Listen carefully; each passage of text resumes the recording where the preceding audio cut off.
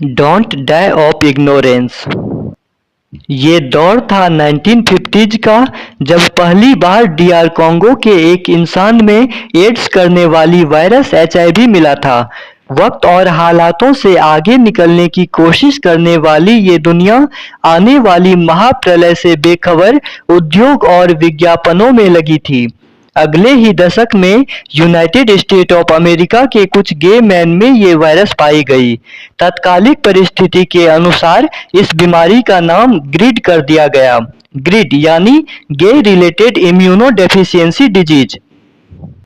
LIC और stock market की तरह ही एचआईवी वायरस तेजी से लोगों में फैलने लगा। सभी तरह के लोग, पुरुष हो या महिला, बच्चे हो या बड़े, इससे प्रभावित होने लगे। अगले कुछ ही दिनों में ये महामारी का रूप ले चुका था। सन 1981 में इसे वैश्विक महामारी का दर्जा देते हुए वर्ल्ड हेल्थ ऑर्गेनाइजेशन ने इसे एआईडीएस यानी एड्स की संज्ञा दी। तब तक हजारों लोग इससे संक्रमित हो चुके थे। अगले 20 सालों में यानी सन 2001 तक में इस महामारी से 250 लाख से भी ज्यादा लोग मर चुके थे। इंसानी जिंदगी को तबाह कर देने वाली ये वायरस दरअसल सैमन यानी चिंपैंजी में निष्क्रिय रूप से पाई जाती है। कई वैज्ञानिक मानते हैं कि 1950s के दौर में जंगली पशुओं का मांस खाने वाले इंसानों के जरिए ये वायरस मानवीय शरीर में आया। मानवीय शरीर में आने से लेके इसके लक्षण दिखने तक में कुछ महीनों से कई वर्ष लग सकते हैं, और यही कारण है कि जब तक लोगों को मालूम चलता है कि वो संक्रमित है, तब तक वो कई अन्य लोगों को संक्रमित कर देता है। तो आइए जानते हैं एड्स की पूरी जानकारी मिहिर कुमार के साथ। हेलो फ्रेंड्स, कैसे हैं आप सब। मैं मिहिर कुमार एक बार फिर आप सबका स्वागत करता हूं अपने इस बेहतरीन सा चैनल मिहिर केयर्स पे। तो आइए चलते हैं। आज हमारा जो टॉपिक होगा वो है एड्स। एड्स यानी एक्वायर्ड इम्यूनो डेफिशिएंसी सिंड्रोम।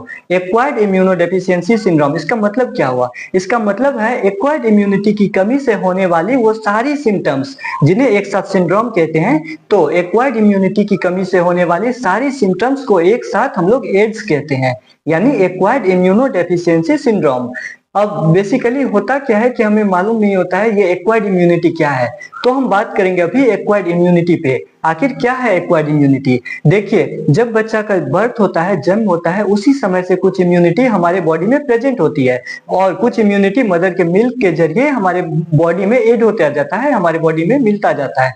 इसे इनबॉर्न इम्यूनिटी कहते हैं, जो बर्थ के समय से ही हमारे बॉडी में होता है। इसके अतिरिक्त कुछ इम्यूनिटी जो आजीवन हम एक्वायर करते हैं उसे एक्वायर्ड इम्यूनिटी कहते हैं। आजीवन एक्वायर करते हैं का क्या मतलब? इसका मतलब मान लीजिए कोई बैक्टीरिया, जैसे माइकोबैक्टीरियम, जिससे टीबी होता है, ट्यूबरक्लोसिस, माइकोबैक्टीरियम हमारे बॉडी में आया, तो हमारे बॉडी का जो इम्यून सिस्टम है वो उसे मारने की कोशिश करेगा। कैसे करेगा? पहले तो इनबॉर्न इम्यूनिटी से करेगा, कोशिश करेगा कि इनबॉर्न जो उसके पास पहले से मिला है उसे उस इम्यूनिटी से उस बैक्टीरिया को मारे, और अगर ना मार सके तो क्या करेगा? तो ये एक्वायर्ड इम्यूनिटी बनाएगा, मतलब कुछ नए इम्यूनिटी बनाएंगे, नए केमिकल्स बनाएंगे जिसे एंटीबॉडी कहते हैं, और इस नए केमिकल के जरिए कोशिश करेगा उसे मारने का। तो ये है एक्वायर्ड इम्यूनिटी। तो अब हम बात करते हैं एड्स होता क्यों है, कौन से ऐसे वायरस है जिस वजह से एड्स होता है। तो बेसिकली एड्स होता है एक वायरस से जिसे कहते हैं एचआई वायरस। एचआई वायरस मतलब ह्यूमन इम्यूनो डेफिशिएंसी वायरस, मतलब ह्यूमन की इम्यूनिटी को घटाने वाली virus, human immuno deficiency virus. ये वायरस एक धागे वाला आरएनए का बना होता है, मतलब इसमें एक धागे वाला आरएनए होता है। जैसे कोरोना वायरस में भी आपने देखा एक धागे वाला आरएनए होता था, बिल्कुल उसी तरह एड्स वायरस में भी एक धागे वाला आरएनए होता है। साथ ही इसमें प्रोटीन की कवरिंग होती है। इस तरह प्रोटीन कवर क्या होता है, वो आरएनए को प्रोटीन इस तरह कवर क्या होता है, और इसी कवर के वजह से इसे कहते हैं एनवेलप वायरस, क्योंकि एनवेलप मतलब एक लिफाफा की तरह से कवर किया रहता है, इसीलिए इसे एनवेलप वायरस कहते हैं। और साथ में इसमें 3 तरह के एंजाइम्स भी होते हैं, जिस एंजाइम्स का फंक्शन, जो काम है, और ये एंजाइम क्यों इंपॉर्टेंट है मैं अभी आपको क्यों बता रहा हूँ, ये आपको तब समझ आएगा जब मैं इसका दवाई के बारे में बात करूंगा कि क्यों इसका दवाई बनाना असंभव है या अभी तक नहीं बन पाया, या फिर जो दवाई है वो कैसे काम करते हैं, तब आपको समझ आएगा। ये तीनों एंजाइम्स का क्या काम है और मैं अभी क्यों बता रहा हूं। तो देखिए, सबसे पहला एंजाइम होता है प्रोटीज एंजाइम, और दूसरा एंजाइम होता है रिवर्स ट्रांसक्रिप्टेज एंजाइम, और तीसरा एंजाइम होता है इंटीग्रेज एंजाइम। तो ये तीनों एंजाइम्स भी होते हैं वायरस में, मतलब एक धागे वाला आरएनए होगा और साथ में 3 एंजाइम्स होंगे और बाहर में प्रोटीन का कोट होगा, कवर होगा, जिस वजह से इसे एनवेलप वायरस कहते हैं। तो ये एंजाइम्स के काम क्या है? तो सबसे पहले देखिए, कोई भी ऐसा सेल जिसको एचआईवी इन्फेक्ट करेगा, मतलब एचआईवी वायरस जिस सेल को इन्फेक्ट करेगा, जाके जिस सेल से जुड़ेगा, तो इसमें क्या होना चाहिए इसकी खास बात, मतलब ये सारे एंजाइम्स का क्या काम है और उस सेल में क्या खास बात होनी चाहिए जिससे ये जुड़ेगा, जिससे एचआईवी वायरस जुड़ेगा। तो जिस सेल में ये जुड़ेगा उसमें CD4 रेसिप्टर्स होना चाहिए। CD4 रेसिप्टर्स होगा जिस सेल में, उसी में एचआईवी इन्फेक्ट कर सकता है, जुड़ सकता है उससे। और ये एंजाइम्स क्या मदद करते हैं? तो सबसे पहले देखिए, प्रोटीज एंजाइम, जैसे मान लीजिए कोई एक सेल, हमारे ह्यूमन बॉडी में कौन से ऐसे सेल हैं जिसमें CD4 रेसिप्टर्स होते हैं? 2 तरह के सेल होते हैं, एक तो मैक्रोफेज होता है और दूसरा होता है helper T cell. Helper T cell और मैक्रोफेज, यही 2 तरह के सेल ऐसे होते हैं जिसमें CD4 रेसिप्टर्स होता है, जिससे एचआईवी जुड़ सकता है, मतलब जिसे एचआईवी इन्फेक्ट कर सकता है। तो अब हम बात करते हैं कि एचआईवी जो इन्फेक्ट करेगा उस सेल को, तो कैसे करेगा। तो सबसे पहले देखिए, ये इसके पास 3 एंजाइम्स होते हैं। पहला एंजाइम प्रोटीएज, प्रोटीएज एंजाइम की मदद से ये उस सेल से जुड़ेगा और उस सेल में जाके छेद करेगा, यानी मान लीजिए मैक्रोफेज से जाके जुड़ा तो मैक्रोफेज में ये छेद करेगा और छेद करके अपना जो इसका एक धागे वाला आरएनए था और बचा हुआ 2 एंजाइम था, दोनों को उस सेल के अंदर डाल देगा। और उस सेल के अंदर जाने के बाद इसका जो दूसरा एंजाइम है reverse transcriptase enzyme, reverse transcriptase enzyme इसके जो आरएनए था, एक धागे वाला आरएनए था, उसको एक धागे वाला डीएनए में बदल देगा। और तीसरा एंजाइम जो है इंटीग्रेज, इंटीग्रेज एंजाइम, इसके जो ये डीएनए बन चुका है अभी, इस डीएनए को उस मैक्रोफेज के अपने डीएनए से जाके जोड़ देगा। और एक बार अगर ये डीएनए जुड़ गया, ये वायरस का डीएनए अगर हमारे सेल के, हमारे मैक्रोफेज के डीएनए से जुड़ गया, तो अब हमारा मैक्रोफेज इसी के अनुसार चलेगा। ये वायरस जो चाहेगा वो मैक्रोफेज को वो करना होगा। तो ये वायरस चाहता क्या है? ये वायरस चाहता है अपना नंबर बढ़ाना, मतलब 1 से 2 वायरस बनेगा उस सेल के अंदर में जाकर के, 1 से 2 वायरस बनेगा, 2 से 3, 4, 5, ऐसे 10, 20, 100, 1000, इस तरह नए नए वायरस बनते जाएंगे। और जब एक बार ये वायरस बनना शुरू हो गया तो ये मैक्रोफेज को फिर कभी नहीं मारेगा, क्योंकि मैक्रोफेज तो इसका फैक्ट्री बन चुका है, जहां पे इसका नंबर जब चाहे तब ये जितना नंबर चाहे उतना बढ़ा सकता है, तो मैक्रोफेज को नहीं मारेगा। तो ये करेगा क्या? तो ये वायरस वहां से बाहर निकलेगा, मतलब नए जो वायरस बने थे, नए वायरस मैक्रोफेज से बाहर निकलेगा और हमारे बॉडी में घूमेगा और घूम करके हेल्पर टी सेल को ढूंढेगा। क्योंकि अभी अभी मैंने बताया कि 2 तरह के ऐसे सेल्स होते हैं हमारे बॉडी में जिसमें CD4 रेसिप्टर्स होते हैं, जिसे एचआईवी वायरस इन्फेक्ट कर सकता है। पहला सेल तो मैक्रोफेज हो गया, दूसरा सेल हेल्पर टी सेल। तो अब ये हेल्पर टी सेल में जाएगा, उससे जुड़ेगा और उसमें अपना नंबर बढ़ाएगा और उसे खत्म कर देगा। मतलब मैक्रोफेज को नहीं मार रहा था, लेकिन हेल्पर सेल में जाएगा, अपना नंबर बढ़ाएगा और उसे खत्म कर देगा। अब उसे खत्म करने से क्या होगा? देखिए, हमारे बॉडी में हेल्पर टी सेल का नंबर अगर घटने लगेगा तो सबसे पहले आप समझिए हेल्पर टी सेल काम क्या करते हैं हमारे बॉडी में। तो इसका काम है हमारे बॉडी में ब्लड के जरिए पूरे बॉडी में घूमना और पता करना कि कोई बाहरी पार्टिकल्स, कोई बैक्टीरिया, कोई वायरस, कोई प्रोटोजुआ, कोई हेलमिंथिस, कोई प्रोटिस्टा, ये तो हमारे बॉडी में नहीं आ गए, कोई फंजाई तो हमारे बॉडी में नहीं आ गया। कोई भी बाहरी पार्टिकल हमारे बॉडी में जैसे मिलेगा तो हेल्पर टी सेल उसको ढूंढेगा। हेल्पर टी सेल का काम ही है उसको ढूंढना, और जैसे ही ये उसे ढूंढ लेगा, ये तुरंत हमारे एक्वायर्ड इम्यूनिटी को नॉक करेगा, उसे एक्टिवेट करेगा कि जागो, कोई बाहरी पार्टिकल आ चुका है, जल्दी उसे खत्म करो। मतलब ये स्टार्टर का काम करता है। जैसे आप सोचिए कोई ऐसी गाड़ी है, कार है जिसमें स्टार्टर है, और अगर स्टार्टर खराब हो जाए तो उस वक्त क्या होगा? आपके पास कार है लेकिन स्टार्टर खराब है, आप तो उसका यूज नहीं कर सकते क्योंकि वो गाड़ी चल नहीं सकती, स्टार्टर के बिना स्टार्ट ही नहीं होगा और चल नहीं सकती। बिल्कुल इसी तरह हमारा जो एक्वायर्ड इम्यूनिटी है उसको एक्टिवेट करने वाला यही हेल्पर टी सेल था। लेकिन एचआईवी वायरस के केस में ये हेल्पर टी सेल का नंबर तो बहुत घटने लगता है, तो जिस वजह से वो एक्टिवेट ही नहीं हो पाएगा। मतलब हमारा इम्यूनिटी जो है, एक्वायर्ड इम्यूनिटी एक्टिवेट नहीं हो पाएगा, और एक्वायर्ड इम्यूनिटी एक्टिवेट नहीं हो पाया मतलब ये वायरस नहीं हो पाया, मतलब कोई भी बाहरी पार्टिकल, कोई भी बैक्टीरिया, वायरस हमें आके बीमार कर देगा और हमारा इम्यूनिटी मुंह देखते रह जाएगा, कुछ कर नहीं पाएगा। तो ये केस है। एड्स में बस इतना ही होता है, एड्स जो करता है एचआईवी वायरस, वो बस इम्यूनिटी को कमजोर कर देता है, और इम्यूनिटी एक बार कमजोर हो गया तो बाकी जो मुंह खोल के बैठे हुए पैथोजन होते हैं, बैक्टीरिया होते हैं, हवा के जरिए, पानी के जरिए, खाना के जरिए हमारे बॉडी में आते हैं, वो तो हमें अब बीमार करेंगे। अब तक हमें बीमार नहीं कर पा रहे थे, क्यों नहीं कर पा रहे थे? क्योंकि हमारा इम्यून सिस्टम उसे खत्म कर रहा था, लेकिन अब इम्यून सिस्टम का एक्टिवेटर ही खत्म हो चुका है। है। और जैसे कोई थाना में देखो आप, बहुत सारी गाड़ियां रखी रहती है, और क्या होता है जब वो स्टार्ट नहीं होता है, चलती नहीं है, तो रखे रखे खत्म हो जाता है। बिल्कुल उसी तरह हमारा जब इम्यून सिस्टम का एक्टिवेटर खत्म हो जाता है, तो इम्यून सिस्टम भी रखे रखे बॉडी में खत्म होने लगता है, और हमें इम्यूनिटी की कमी हो जाती है, और इसे ही कहते हैं एक्वायर्ड इम्यूनो डेफिशिएंसी डिजीज या सिंड्रोम, जो एड्स शुरुआत में मैंने बताया। अब ये देखिए कि ये वायरस हमारे बॉडी में आने से लेके सिम्टम्स एड्स के जब आने लगेंगे, तो इसके बीच में जितना समय लगता है, इसे कहते हैं इंक्यूबेशन पीरियड। इंक्यूबेशन पीरियड मतलब जब वायरस या कोई भी पैथोजन हमारे बॉडी में आया, तब से लेकर के जब तक वो हमें बीमार करता है, तब तक का पीरियड को इंक्यूबेशन पीरियड कहते हैं। तो HIV वायरस के केस में क्या होता है कि इंक्यूबेशन पीरियड कुछ महीना, जैसे 5-6 महीना से लेकर के 10 साल तक चल सकता है। हाँ, 10 साल तक। और यही कारण ऐसा है, यही वो कारण है जिस वजह से कि इंसान इन्फेक्टेड हो जाता है, उसे मालूम तो होता नहीं है, क्योंकि सिम्टम्स आए नहीं। सिम्टम्स आएंगे तब वो जांच करवाएगा, तब मालूम होगा, तो उसे मालूम होता नहीं है, और कई सारे अन्य लोगों में वो फैला चुके होते हैं। तो ये कारण है कि कई सारे लोग इफेक्ट हो चुके हैं। जैसे शुरुआत में मैंने आपको बताया था कि सन 1981 में पहली बार एड्स को महामारी घोषित किया गया था, और उसके बाद अगले 20 साल में 250 लाख लोग से भी ज्यादा इससे मर चुके थे। तो ये कारण है इतने ज्यादा लोगों में फैलने का, कि लोगों में बहुत देर से पता चलता है, तब तक वो कई अन्य लोगों में फैला चुके होते हैं।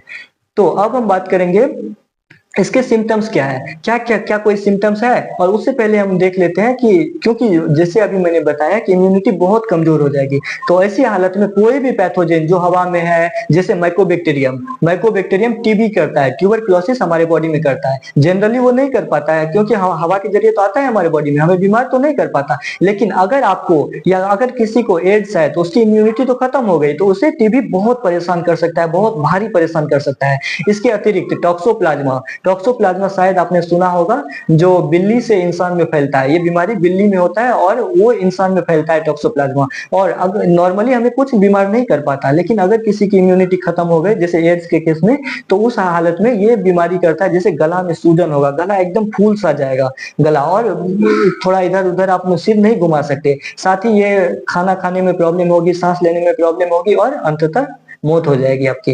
तो ये टॉक्सोप्लाज्मा करता है। इसके अतिरिक्त निमोनिया करने वाला जो बैक्टीरिया होता है, स्ट्रेप्टोकोकस निमोनिया और हेमोफिलस इन्फ्लुएंजा, ये दोनों निमोनिया करता है, दोनों बैक्टीरिया। जनरली हमें निमोनिया नहीं कर पाता, लेकिन क्योंकि इम्यून सिस्टम एक्टिवेट होता है, इसे खत्म कर देता है। लेकिन इम्यून सिस्टम अब तो एक्टिवेट हो नहीं रहा है एड्स के केस में, तो ये निमोनिया भी कर सकता है। और इसके अतिरिक्त एक बीमारी है जिसे कहते हैं सोरेसिस। सोरेसिस एक ऑटो इम्यून डिजॉर्डर है, जिसमें स्किन आपका बिल्कुल रफ हो जाएगा, बर्बाद हो जाएगा, लगेगा हर जगह से पानी निकल रहा है, घाव सा पूरे स्किन में होने लगेगा। इसे सोरेसिस कहते हैं।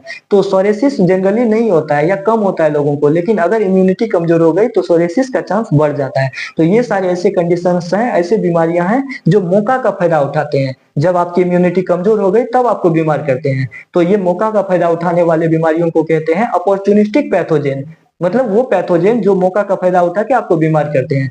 अब हम बात करते हैं सिम्टम्स पे, क्या कौन कौन से ऐसे सिम्टम्स हैं जो एड्स में आते हैं, और ये सिम्टम्स कब आते हैं। तो ये तो मैंने बताया ही, इंक्यूबेशन पीरियड 5-6 महीना से लेकर 10 साल तक चल सकता है, मतलब ये सिम्टम्स 10 साल तक में आ सकते हैं। तो सिम्टम्स क्या क्या होते हैं। सबसे पहला सिम्टम्स लगातार फीवर आना, बुखार का दौरा, लगातार फीवर आएगा, फिर ठीक हो जाएगा, फिर आएगा, फिर ठीक हो जाएगा। इसके अतिरिक्त डायरिया हो सकता है। डायरिया यानी या तो कॉन्स्टिपेशन रहेगी, पेट दर्द करेगा, या फिर लूज मोशन होगा, जो खाया पिया निकल जाएगा। कहने का मतलब फीवर, जब फीवर आती है तब तो ठीक से खा नहीं पाते, और जो खाया पिया है डायरिया के दौरान वो भी निकल जाएगा। मतलब आपका वेट घटने लगेगा, और वेट लॉस रेगुलर होते जाएगा, घटता जाएगा। और ऐसा नहीं कि कुछ दिन खाना पीना खाए या स्वस्थ रहे तो वेट बढ़ने लगेगा, नहीं, वेट बढ़ेगा नहीं, घटता ही जाएगा, घटता ही जाएगा। तो वेट लॉस लगातार जो वेट घटता जाता है, तो ये एड्स का मेजर सिम्टम्स हो सकते हैं, और इस हालत पे आपको जांच करवा लेनी चाहिए। तो क्या कौन कौन सा जांच हमारे पास उपलब्ध है, इस पे अब हम बात करते हैं। तो देखिए, जब हमें सिम्टम्स आता है तब हम डॉक्टर के पास जाते हैं और बताते हैं डॉक्टर को, और तब जांच करवाते हैं, और पता चलता है हमें ये टाइफाइड है या मलेरिया, जो भी बीमारी है, तब पता चलता है। लेकिन कुछ ऐसे भी जांच है जो एड्स आप में कभी हो सकते हैं, और वो वायरस आप में आ चुका है। मान लीजिए आप में वायरस आ चुका है, आप में 5 साल बाद एड्स होने वाला है, मतलब सिम्टम्स आने वाले हैं, तो आज ही आप पता कर सकते हो, 5 साल पहले आप पता कर सकते हो कि आप में आगे चल के एड्स हो सकता है। हाँ, ये संभव है और कुछ ऐसे टेस्ट हैं जैसे एलाइसा। एलाइसा यानी एंजाइम लिंक्ड इम्यूनोसॉर्बेंट एसे। एलाइसा टेस्ट बहुत कॉमन है। ये एलाइसा टेस्ट बहुत कॉमन है। कोई भी बढ़िया मेडिकल कॉलेज जाओ या हॉस्पिटल जाइए तो आपको वहाँ मिलेगा। वहाँ पे आप जांच करवा सकते हो और जनरली हर इंसान को एक न एक बार एलाइसा टेस्ट करवाना चाहिए। लेकिन इसका एक ड्रॉबैक ये है कि ये कंफर्मेटरी टेस्ट नहीं है। ये आपको बताएगा कि आप में एड्स हो सकते हैं, ज्यादा चांस है। और ये कंफर्मेटरी टेस्ट नहीं है। अगर एलाइसा पॉजिटिव आ भी गया तो भी चिंता करने की बहुत बात नहीं है। आप कंफर्मेटरी टेस्ट कराओ, मतलब ऐसा टेस्ट कराओ जो कंफर्म कर दे कि आप में एड्स है। ये वो टेस्ट को बोलते हैं वेस्टर्न ब्लॉटिंग। वेस्टर्न ब्लॉटिंग एक कंफर्मेटरी टेस्ट है। अगर वो पॉजिटिव आ गया तो आप में एड्स है, लेकिन चूंकि वो बहुत खर्चीलू है तो डायरेक्ट उसे नहीं करते हैं, पहले एलाइसा से चेक कर लेते हैं। एलाइसा के अलावा भी कोई टेस्ट है जो पहले बता दे कि हम आगे चल के बीमार होने वाले हैं, तो है पीसीआर। पीसीआर का नाम आपने तो भर भर के सुना होगा, दिन रात कोरोना के समय में न्यूज पे चलते रहता था, आरटीपीसीआर आरटीपीसीआर। तो यही है पीसीआर, उससे भी अर्ली डिटेक्शन कर सकते हैं। तो ये सारे टेस्ट हो गए। अब हम बात करते हैं एड्स फैलता कैसे है, वो कौन कौन से तरीका है जिससे एड्स फैल सकता है एक इंसान से दूसरे इंसान में। तो एड्स का फैलने का बस एक ही तरीका है, बॉडी फ्लूइड कांटेक्ट में आना चाहिए। किसी भी इन्फेक्टेड पर्सन के बॉडी फ्लूइड आपके बॉडी फ्लूइड के कांटेक्ट में आना चाहिए। यही एक ऐसा जरिया है जिससे एड्स फैल सकता है। बॉडी फ्लूइड्स होते क्या है, सही क्वेश्चन है। ये बॉडी फ्लूइड्स होता क्या है? शरीर का पानी। बॉडी फ्लूइड्स यानी शरीर का पानी, जैसे खून हो गया, आपका पसीना तो नहीं होता, पसीना में एचआईवी नहीं निकलता। इसके अतिरिक्त आंख में आंसू हो गए, मुंह में जो लार होता है, नाक में म्यूकस होता है। इसके अलावा यूरिन हो गया, फीमेल मदर में मिल्क हो गया। इसके अतिरिक्त मेल में सीमेन हो गए। इसके अतिरिक्त फीमेल में वजाइनल सेक्रेशंस हो गए। ये सारे बॉडी फ्लूइड्स हुए, इसके जरिए एड्स फैलता है। अगर किसी इन्फेक्टेड पर्सन के बॉडी फ्लूइड से आप कांटेक्ट में आएंगे तो आप में एड्स हो सकता है।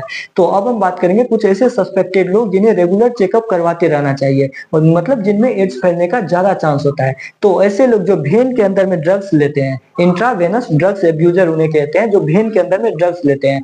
जनरली ड्रग्स बहुत महंगा आता है, तो ऐसे लोग शहर में भीख मांगते हैं सड़क पे, या चोरी करते हैं, रेलवे में चोरी करते हैं, और शाम में सब जमा होंगे और अपने पैसा जमा करेंगे और ड्रग्स मंगाएंगे और एक ही इंजेक्शन से सब ड्रग्स ले लेते हैं। तो चूंकि ब्लड में अगर एक इन्फेक्टेड है तो उसके ब्लड में है एचआईवी, और जैसे ही वो इंजेक्शन से अपने भेन में इंजेक्ट करेगा तो वो ड्रग्स को, और दूसरे को इंजेक्शन देगा ड्रग्स भर के, दूसरा इंजेक्ट करेगा तो दूसरे को भी हो जाएगा। तो इस तरह एड्स फैल सकता है। इसके अतिरिक्त ऐसे लोग जो मल्टीपल सेक्सुअल पार्टनर्स के साथ रिलेशन में रहते हैं, या फिर अननोन पार्टनर्स के साथ रिलेशन में, सेक्सुअल रिलेशन में रहते हैं, तो उनमें एड्स फैलने का बहुत ज्यादा प्रोबेबिलिटी होता है। इसके अतिरिक्त ऐसे लोग जैसे जैसे कोई मदर है, इन्फेक्टेड मदर है, और उसका बच्चा उसके गर्भ में बन रहा है, तो उसमें भी चांस होता है। गारंटी नहीं है कि मदर से बच्चा में आएगा ये या आना ही है, इसकी कोई गारंटी नहीं है, लेकिन ज्यादा चांस होता है आ सकता है। इसके अतिरिक्त अगर बच्चा में अब तक नहीं आया तो वो मदर का मिल्क फीड कर रहा है, मतलब दूध पी रहा है, तो दूध के जरिए भी मदर से, इन्फेक्टेड मदर से उस बच्चे में आ सकता है। इसके अतिरिक्त एक मैं आपको बताता हूँ, आप सुन के चौंक जाओगे, आश्चर्य लगेगा आपको कि इतनी भारी ये परेशानी कर सकती है आपको, और ये हैबिट आप में भी है, हम में भी है। जैसे हम लोग बार्बर के यहाँ जाते हैं बाल कटाने, नाई के यहाँ जाते हैं, तो वहां जब वो रेजर से बाल काटता है, अगर वो इन्फेक्टेड इंसान का रेजर से बाल काटा और उस रेजर को बिना सैनिटाइज किए, बिना साफ किए, सैनिटाइजर से साफ किए, अगर वो किसी हेल्दी इंसान को काटा बाल, तो उससे भी एड्स फैल सकता है। मतलब आश्चर्य तो लगा होगा सुन के आपको कि आज तक आपने ध्यान नहीं दिया। हाँ, ये आपको आपकी जान तक ले सकती है। इतना इतना मतलब एड्स जैसी बीमारी आपको कर सकता है आपकी छोटी सी लापरवाही।